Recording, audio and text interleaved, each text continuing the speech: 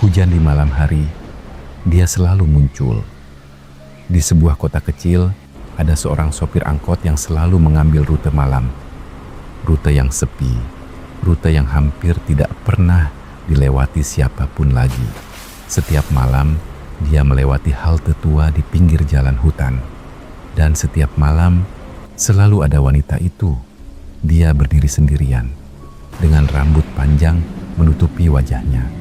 Baju putih lusuh, tubuh basah karena hujan.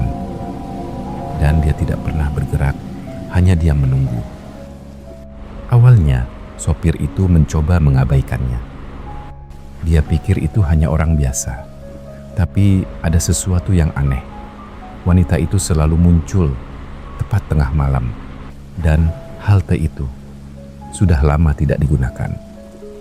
Dan di suatu malam, karena rasa penasaran, dia akhirnya memberhentikan angkotnya. Wanita itu perlahan naik, tanpa suara, tanpa melihat wajahnya. Suasana di dalam angkot langsung berubah dingin.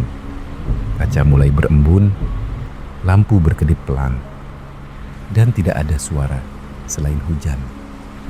Sopir itu mencoba melihat dari kaca spion, tapi wanita itu hanya duduk diam, menunduk, seperti menyembunyikan sesuatu. Lalu, tanpa sadar, sopir itu melihat sesuatu di kursi belakang. Air menetes dari tubuh wanita itu. Setetes, dua tetes, lalu semakin banyak, sampai seluruh lantai angkot basah. Napas sopir mulai tidak tenang. Perasaannya mengatakan ada yang salah. Dia mencoba bertanya, mau turun di mana? Tapi wanita itu tidak menjawab, dan perlahan wanita itu mengangkat kepalanya. Saat itulah sopir itu melihat wajahnya. Wajah pucat, mata hitam, dan luka penuh darah di kepalanya. Sopir itu langsung menginjak rem. Tapi saat dia menoleh ke belakang, wanita itu sudah hilang. Hanya tersisa air hujan. Malam berikutnya, wanita itu muncul lagi, dan lagi, dan lagi, sampai akhirnya sopir itu memutuskan mengikuti wanita tersebut. Wanita itu berjalan pelan, menyusuri jalan gelap, hingga menuju sebuah tikungan tua. Lalu, dia berhenti. Di tempat itu, sopir itu mulai mengingat sesuatu.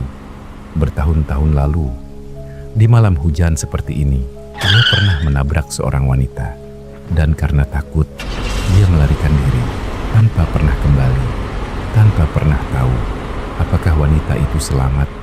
Tubuh sopir itu mulai gemetar, dan untuk pertama kalinya dia sadar wanita yang selalu naik angkotnya bukan ingin menerornya, tapi ingin ditemukan.